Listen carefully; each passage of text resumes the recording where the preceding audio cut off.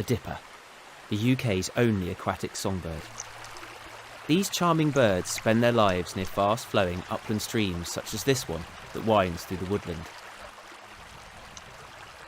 Dippers get their name from their distinctive behaviour, bobbing up and down on rocks and dipping into the water in search of prey. Their diet consists of aquatic insects, such as mayflies and their larvae. It's mid-June, and having already fledged her brood, this mother is enjoying her newfound freedom.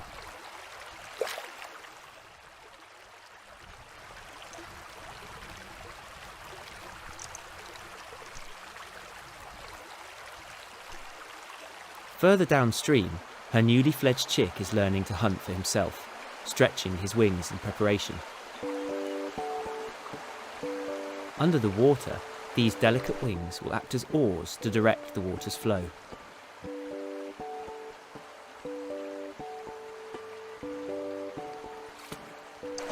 The chick hasn't mastered diving yet, preferring to stick to the surface, plucking snacks as they drift past in the flowing water.